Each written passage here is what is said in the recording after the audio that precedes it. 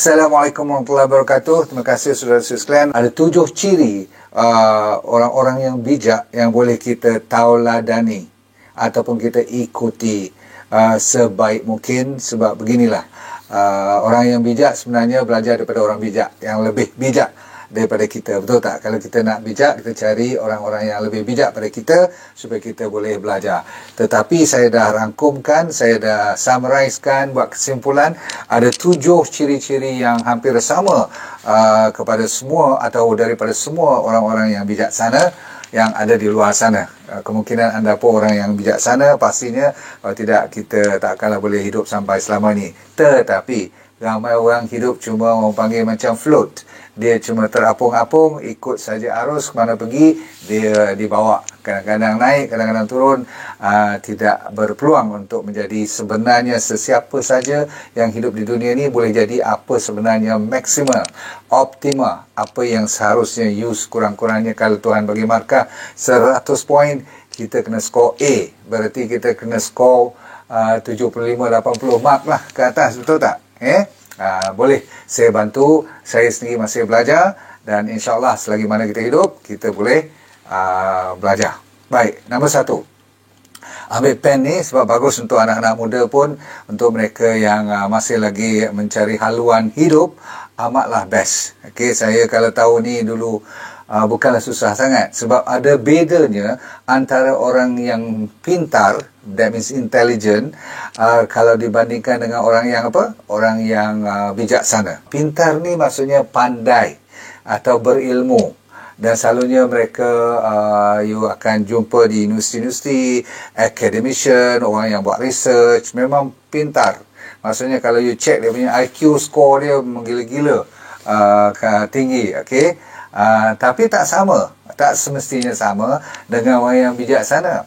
Dan kadang-kadang orang yang dinamakan bijaksana ataupun bijak atau smart ataupun waras ni ataupun cerdas, mereka tak semestinya IQ tu terlalu tinggi, pelajarannya sampai setengah. Yang bijaksana tu kalau you tengok-tengok orang-orang kampung yang bijak, yang you tengok macam mana dia menyelaraskan hidupnya, kadang-kadang tak sampai form 5 pun, ataupun cuma dari segi akademik tu ramai lagi yang lebih terror lah, kan?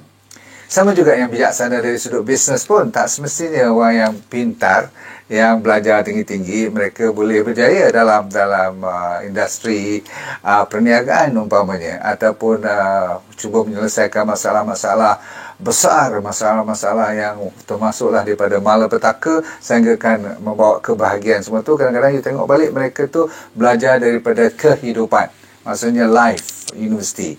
So adakah ada kaitan dengan genetik, keturunan? Mungkin juga.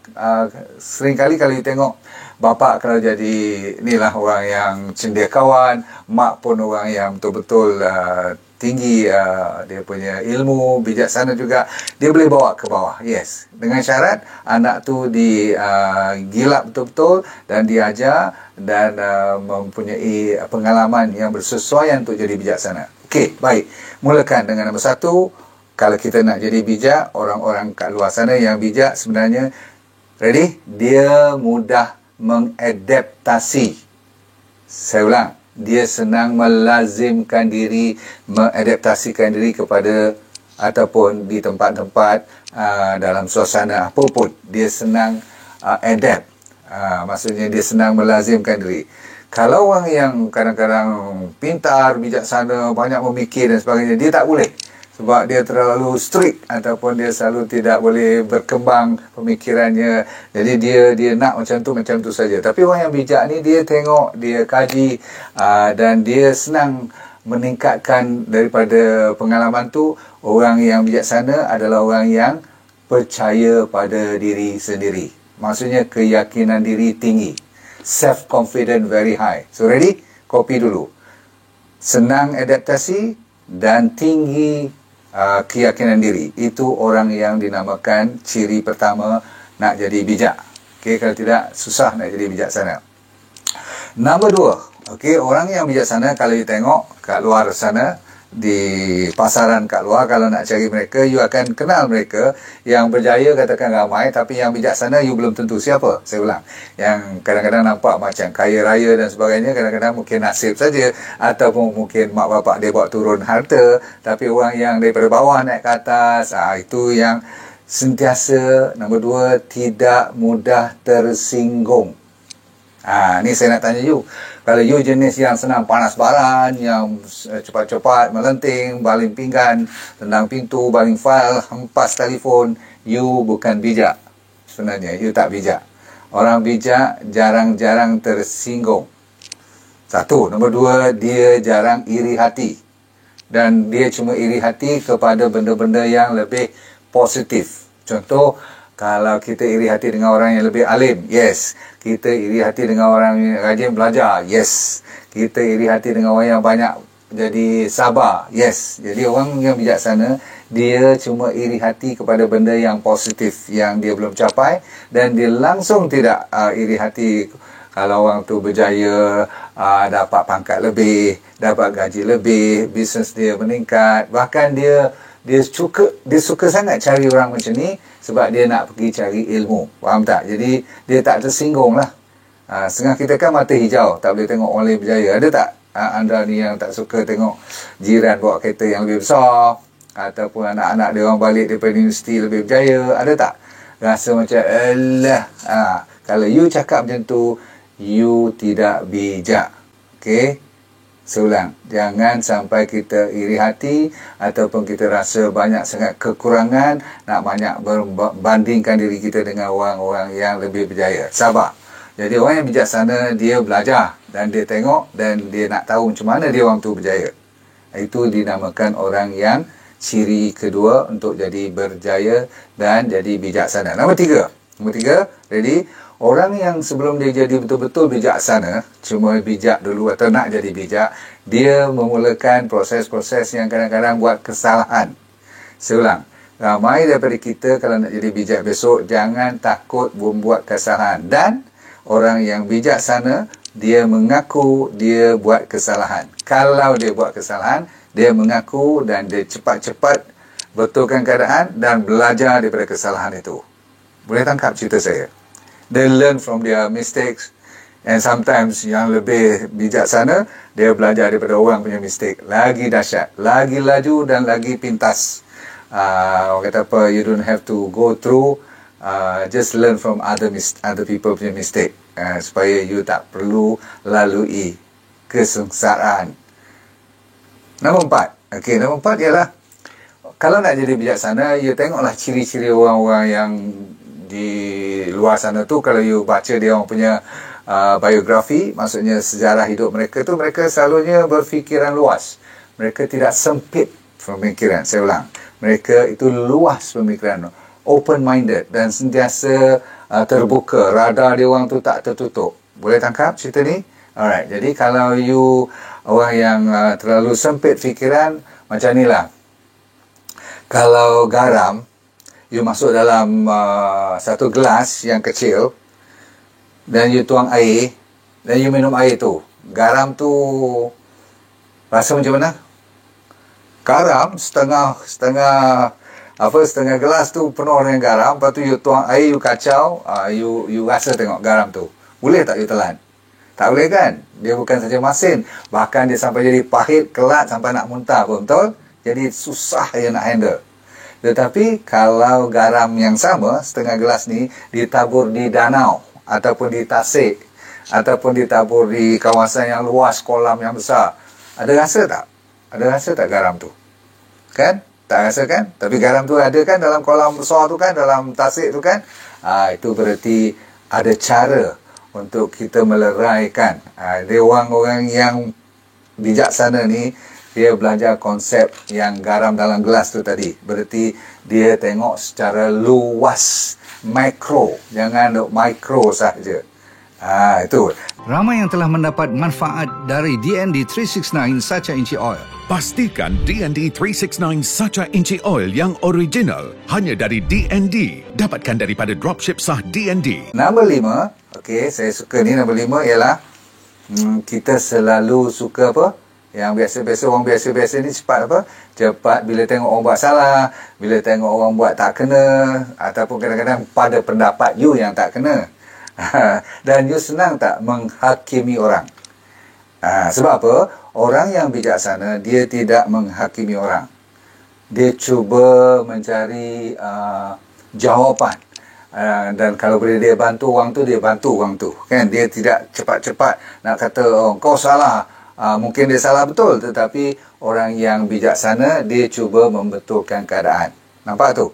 Sebab dari proses itu, dia juga belajar macam mana, sama ada berjaya tak kalau dia tolong betulkan keadaan yang dah mungkin merosot, orang tu tengah berserabut, dia tolong bantu. Jadi orang tu tidak mengata tulang kau tak reti, tak pandai, menjatuhkan pula nama budak tu, bukan kata nak menolong, kan, menghakimkan dia pula, engkau yang salah begitu. Jadi orang yang bijaksana, you jarang dengar dia menyalahkan orang ataupun menghakimi orang. Kan kita ni judge orang senang-senang. Baru-baru ni kan ramai daripada kita lebih daripada ahli politik. Dia tu salah, dia tu muka macam ni, dia tu buat perangai macam ni, dia Melayu, dia ni Cina, India semua. Belajar mana semua ni kita, kan? Yang saya penting ialah untuk nak ikut secara mententeramkan jiwa, pandai belajar senyum lebih. Itu satu yang kita dah belajar malam semalam tu. Hari ni kita belajar pula macam mana kita jangan menghakimi orang. Nombor 6 ialah rasa sentiasa nak ingin tahu. Bukan you menyebut tak. You konsepnya tak berhenti nak belajar. Ada ruang aja, ada waktu aja, mesti belajar. Dan kalau you boleh beri pula pelajaran you ataupun kongsi dengan orang lain dan orang lain boleh dapat manfaat, Masya Allah, itu yang memang saya cuba belajar buat. Dan kita tutup cerita pada malam ini. Nombor 7, ciri-ciri orang yang berjaya dan cerdas dan bijak, dan orang suka cari orang-orang macam ni, dan mereka ni ada karisma, ada penarikan yang otomatik melalui pengalaman yang mereka lalui, sebab mereka jarang kata ini bukan salah saya. Dengar? Ayat yang tak pernah mereka gunakan dan jarang you dengar. This is not my fault. Selalunya orang yang tak bijak, orang yang biasa-biasa, dia senang kata, oh, this is not my problem, or this is not my, bukan salah I, orang lain yang salah.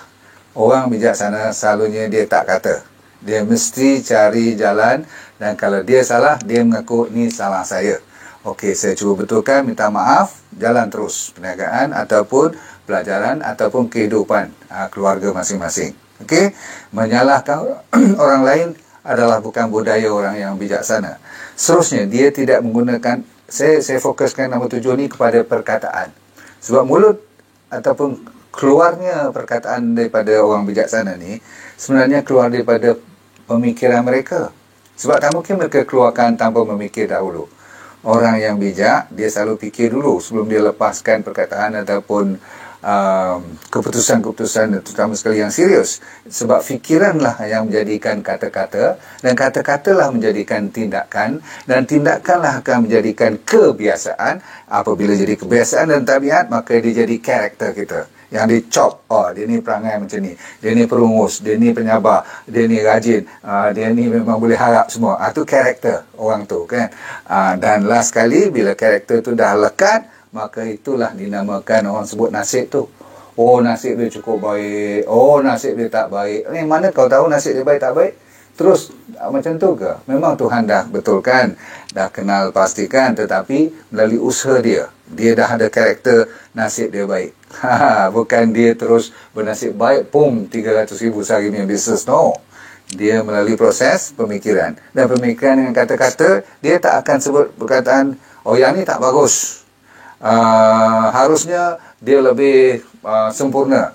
Selalu komplain je kerja, mengeluh je orang. Jadi orang ni dia tidak bijak. Dan dia tak boleh kata, ni bukan tugas I. Maksudnya dia luar daripada I punya tugas. Dan orang yang bijak juga jarang guna perkataan ni tak adil. Pernah dengar tak? It's not fair lah. Why kena kat I? Kenapa tak kena kat dia? Nampak? Padahal Tuhan tu sengaja nak menguji anda dan bagi lebih beban ke, macam bos tu macam nak tekan you. Padahal bos nak test you, nak naikkan you daripada eksekutif, nak jadi manager, tak lama lagi nak jadi vice president, tak lama lagi nak bagi share kat you. You tak pernah terfikir sebab apa? You terlalu sempit pemikiran you. Lepas tu you kata, oh ni bukan kerja I. Padahal muka, so saya nak you nak jadi bijak, buka peluang untuk terus bekerja dan cari manfaat. Saya lebih pintar dari anda. Ini perkataan yang pantang utama sekali. Tak pernah you dengar orang yang betul-betul bijak dan waras mengatakan dan menggunakan perkataan aku lebih pandai daripada engkau. Kalau you dengar orang kata dia tu lebih pandai daripada engkau, jangan rapat dengan dia. Boleh tak? Sebab you tak akan berjaya duduk dengan dia dan tak mungkin dia akan angkat you. Sebab apa? Dia ingat you lebih rendah daripada dia. No need. Orang macam ni bukannya bijaksana. Mereka mungkin nampak pintar, intelijen, pandai bercakap, tapi dari segi nak jadi orang betul-betul bijak, tak sampai darjat dia. Okey, terus. Selalunya anda pernah tak kata, oh jangan mengajuk ataupun jangan ambil hati sebenarnya nampak tak? Kita selalu menggunakan perkataan macam tu, jangan tersinggung tau. Tapi sebenarnya engkau gini. Tolong. Orang bijaksana tak pakai ayat-ayat macam ni. Dia ada cara yang lebih lembut, dengan senyuman dan sebagainya. Okey, tapi saya nak hafalkan ayat-ayat yang you tak boleh pakai. Tengok ayat yang seterusnya. Sebenarnya tanya ni, soalan ni bodoh lah. Sebenarnya dia tahu soalan tu bunyi macam bodoh, tapi dia tanya juga. Faham? Okey, ada tak you sendiri cakap macam tu? Kadang-kadang saya pun terlepas cakap macam tu. Aku dah tahu nak soalan ni bodoh lah, tapi aku tanya juga, boleh tak? Orang bijaksana jarang pakai ayat-ayat macam ni. Satu lagi, orang bijaksana dia terus tak kata I cannot do it. Dia tak akan kata no, I cannot do it straight. Dia ada lapik cakapnya. Mungkin dia kata, oh this one mungkin perlukan beberapa hari lagi, let me check through to you. Kalau tak boleh buat, I akan refer kepada orang yang lebih pakar. Nampak cara dia jawab. Jadi orang akan berurusan dengan you. Nampak tu? Dan last dua ialah jangan you cuba-cuba nak jadi orang yang pandai cakap ni. Contoh, don't worry, just give me 5 minutes, siap. You dah tahu kerja tu 5 minit tak boleh siap. You over promise, you under deliver. Orang yang bijaksana, dia under promise, dia over deliver. Boleh faham? Dia kata, okey, abang bagi kat saya dalam 1.5 jam macam tu, saya ingat saya boleh lepas lah buat cerita, betulkan you punya masalah ni. Padahal dia tahu dia boleh buat dalam masa 40 minit, 50 minit paling lambat. Tapi dia janji 1.5 jam. Nampak tu? Sebab dia bijak. Sebab apa? Kadang-kadang dia tak tahu kod ada sangkut apa-apa, tapi cara jawapannya itu ialah always under promise, over deliver. Baik, kita tutup cerita dengan kebiasaan saya atau anda kadang-kadang tercakap macam ni. So kalau nak jadi bijak tak boleh Ayatnya yang selalu saya dengar, kadang-kadang berdesing balik saya pun dengar saya cakap macam ni. Kan aku dah kata harusnya begini. Pernah dengar tak? I dah habaq kat you dah. Betul tak? I told you already. I told you already is something yang orang biasa-biasa. Kalau you nak jadi bijaksana, nak nampak dan orang respect you sebagai orang yang bijaksana, dan you pun akan secara tak langsung akan jadi bijak kalau you tak guna perkataan tu. Jangan. Okay, sebab apa? Terutama sekali kalau group you ataupun you satu team buat kerja dalam office lah, you tak boleh kata macam tu. Sebab bila you dah buat keputusan sebagai group, sebagai sekali, bila ada sikit slack lah kan, sikit kekurangan mana-mana, you tak boleh kata, oh I told you already what. Mula tu. Kan, tolong jangan gunakan ayat tu untuk menjadikan kita antara ciri-ciri orang yang bijak, orang yang cerdas, orang yang ada karisma, kan, dan tanpa mempedulikan IQ you. Sebab orang sebenarnya bukan respect you punya degree, orang respect you punya kebijaksanaan. So, jumpa anda di puncak kebijaksanaan. Hidup anda tu sentiasa dengan senyuman supaya sentiasa bahagia di dunia, akhiratnya syurga. Let go and feel good all the time. Bye.